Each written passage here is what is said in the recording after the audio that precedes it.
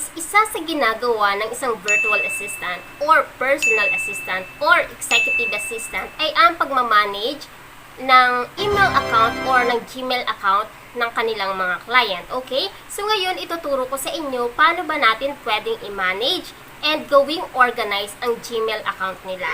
So kung interested ka sa topic na to, please keep on watching until the end. Do not skip para wala kang mamiss na tips and tricks na i-share ko throughout the video. So without further ado, let's get started!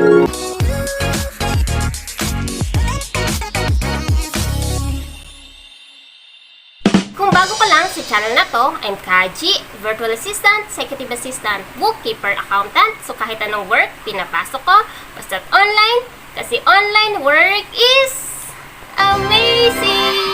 Sa channel na to, didiscuss natin more on online work, tips and tricks, and mga success stories. So kung gusto nyo ang mga topic na yon, please consider subscribing and don't forget to hit the notification bell para wala kang ma-miss na videos na i-upload ko every week. Okay?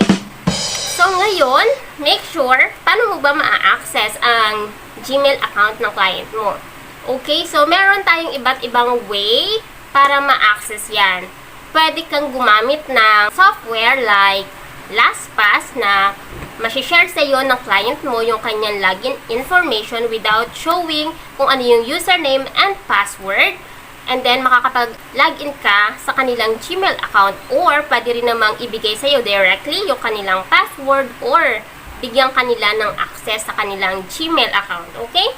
Ngayon, once meron ka ng access sa Gmail account nila, and pagpunta mo sa inbox niya, napakadaming transaction. Yung experience ko dito is merong 16,000 transaction. Oh my God! Na kailangan kong linisin yung kanyang Gmail account. And itira ko lang yung mga importante na kailangan niyang gawin. Okay? So ngayon, ipapakita ko sa inyo paano natin i-manage itong Gmail account nila. Okay? So, once naka-login ka na sa Gmail account ng client mo, punta ka lang sa inbox, okay? Makikita mo dyan lahat ng emails ng client mo na dumating sa kanya, okay? So, pag nag-scroll down tayo dyan, makikita natin lahat, okay? And then dito sa inbox, makikita rin natin ilan yung messages na unread pa, okay? So, sa case na to, meron tayong more than 1,000 emails na dapat linisin, okay? So, ang una nating gagawin ay, syempre, pwede tayong mag-create ng label sa kanilang Gmail account. So, yung labels, yung ginagamit natin para malagyan ng label yung bawat email na darating sa inbox ng client natin to keep us organized, okay? So, para makapag-create tayo ng label, pindutin lang natin itong more and then create new label, okay? Pag click mo yan, magpa-pop itong message na to, new label. Please enter a new label name. So, ngayon, tatawagin natin siyang notification, okay? So, yung label name is depende sa iyo yan or sa client niya kung paano niya gustong i-organize yung kanyang email. Ako kasi, madalas kong ginagamit, notifications, campaigns. Pag sinabing notification, ito yung lahat ng messages or emails na nare-receive niya na pertaining to, halimbawa, may nag-login sa Facebook account niya na hindi ma-identified ni Facebook, o kaya naman may notification na may nag-message sa kanya through Slack or any other notification like Facebook, Instagram, YouTube. So, lahat yan papasok sa notification. Meron din naman akong ginagawa na label na tinatawag kong campaigns. So, yung campaigns naman ay ito naman yung mga emails pertaining or related to mga emails na mukhang campaign lang, parang mga spam siya, mga promotional email. So, ganun siya, okay? So, ngayon, create natin itong new label name na notification. And then, click lang natin to create. Makikita nyo, may na-create dyan na new folder, okay? So, makikita nyo itong notification. And then, pwede nyo siyang palitan ng color. So, i-click nyo lang itong 3 dots. And then, label color. And then, you can choose any color you want. for me, this is color green. And then, ngayon, mag-create ulit tayo ng panibagong label, okay? So, ngayon naman, ang i-create naman nating label ay to-do. To-do list. So, meaning, ito yung mga email na kailangan ng action ng iyong kliyente na hindi mo kayang or wala kang authority mag-respond or kailangan ng decision ng client mo, okay? And then, create, okay? And then, change ulit natin yung color niya.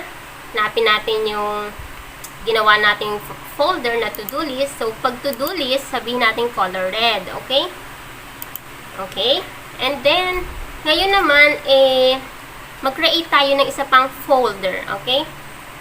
Ngayon naman, sabihin natin customer. So, ibig sabihin, lahat ng email related sa customer, customer complaint man yan, customer concern, or inquiry, lahat ilalagay natin dyan. So, lagay natin dito, customer. And then, i-create natin siya, okay? Okay? And then, i-change ulit natin yung color niya. Let's say this is color blue, okay? Ngayon, under sa customer, gusto mo siyang i-separate bawat customer. Halimbawa, meron kang 3 customer. So, sa example na to, mag-create tayo ng additional 3 folder or labels para sa customer. So, click ulit natin yung create new label. And then, sabihin natin, yung first customer mo is si Kaji. So, lagyan natin Kaji.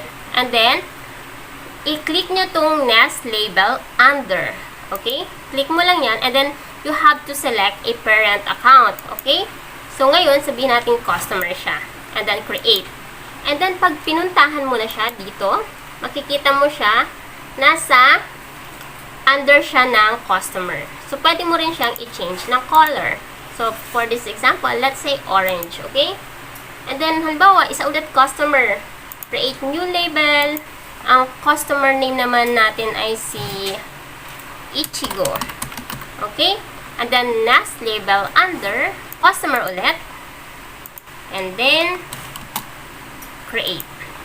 Okay? So, makikita ulit natin siya. Nandun siya sa folder under customers. Okay? And then, change color. This is now violet. Okay? Okay. Now na meron na tayong mga labels, it's time to filter naman yung mga emails or existing emails na nasa inbox ng client mo. Okay? So, for this example, meron tayong more than 1,000 transactions. So, paano ba natin mapapadali ang pag-organize ng email ng client natin? Okay? So, for example, itry natin tong email na to. Okay? So, click mo lang yan. And then, pwede mo i-copy yung email address niya. Okay? At kung mapapansin mo, napakaraming email galing sa account na yan. Okay? Ngayon, pwede mong i-search siya dito sa search box. I-search mo. And then, makikita lahat ng email from that email address. Okay? Ngayon, gusto mo siyang lagyan ng label. So, anong label mo siya ipapasok? So, depende yan sa label na ginawa mo. Okay? So, ngayon, ilalagay ko siya sa notification. Okay? So, select ko lang siya lahat by clicking this box. Okay?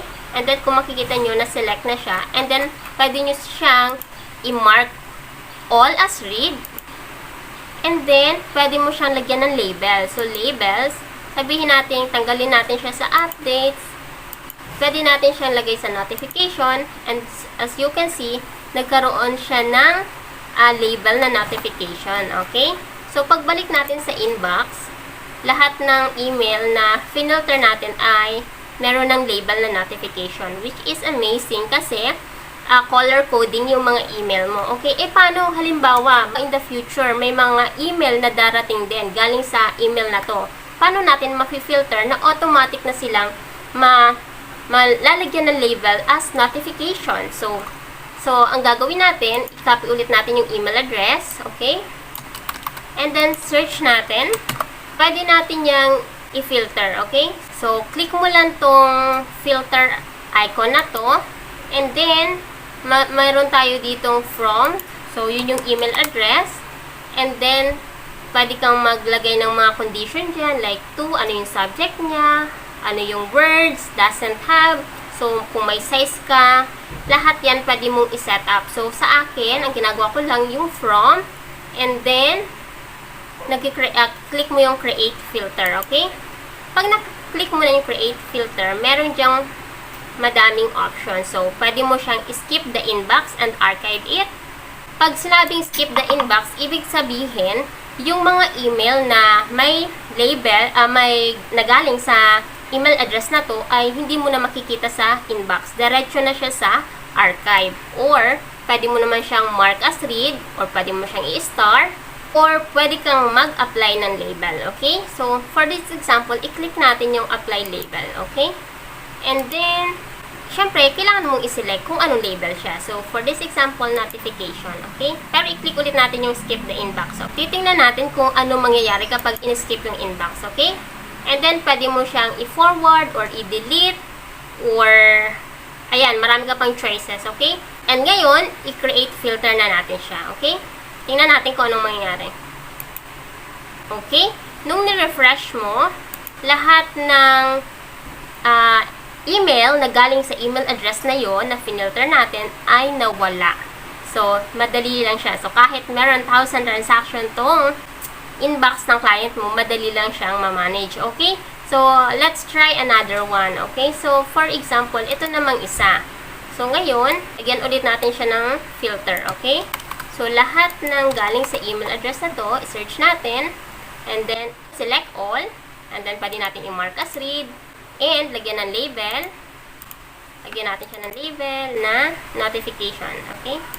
And then, that's it. Okay, so for example, ito namang example na to, okay? So, search natin, at lahat ng email galing sa email address na to, ay mamamark as to-do list, okay? So, ngayon, click natin tong 3 dots, and then, mark as read, and then, piliin natin tamang label. So, this one is to-do list, okay? To-do list, and then, kapag bumalik tayo sa inbox, makikita natin lahat ng to-do list na naka-orange na, okay? So, ngayon, halimbawa, ayaw mo ng filter. So, paano mo siya pwedeng gawin? Pwede mo naman siyang i-batch or isa-isahin. So, halimbawa, lahat ng notification, i-click mo lang. So, select. So, select mo lahat ng notification, and then, pwede mo ulit siyang i-mark as read, and then, i-move mo siya sa notification, and then, mawawala na siya dyan. So, ganun kadaling mag-manage ng email ng client natin. So, yung mga labels na sinabi ko ay for example purposes lang. Meron tayong iba't ibang label name na pwedeng gamitin. So, depende yan sa client mo. You can ask your client paano niya gustong i-label yung kanyang mga emails, and kung meron siyang specific label na gustong ipagawa sa'yo, para yun lang yung titingnan niya. Okay? So, sana marami kayong natutunan sa video na to. Isa ito talaga sa ginagawa ng isang virtual assistant, and kapag nakakita ka ng job post na nakalagay magmamanage ng kanilang email, then pwede ka nang mag-apply kasi meron ka ng idea kung paano siya ginagawa. Okay? Another thing na ginagawa sa pagmamanage ng email ay hindi lang naman yung ganito. Okay? So, merong times na mag-reply ka din sa mga email, pero depende yan sa usapan nyo ng client mo. Aling email yung pwede kang mag-reply, alin yung email na hindi ka pwedeng mag-reply. Okay? So, make sure na itanong mo yan sa client mo. Okay? Actually, guys, itong pagmamanage ng email ay pwede rin gawin ng isang bookkeeper. So, bookkeeper plus virtual assistant or admin assistant. Okay? So, pwede mo siyang extra services na in-offer. Pero, syempre, bukod ang bayad niyan sa pagbo-bookkeeping mo. Okay? So, kung marunong ka ng mag-bookkeeping and marunong ka pang mag-handle ng email nila, then, that's an additional skills na pwede mong i-offer sa client mo. Okay? So, I hope marami kang natutunan, and I'll see you on my next video. Bye-bye!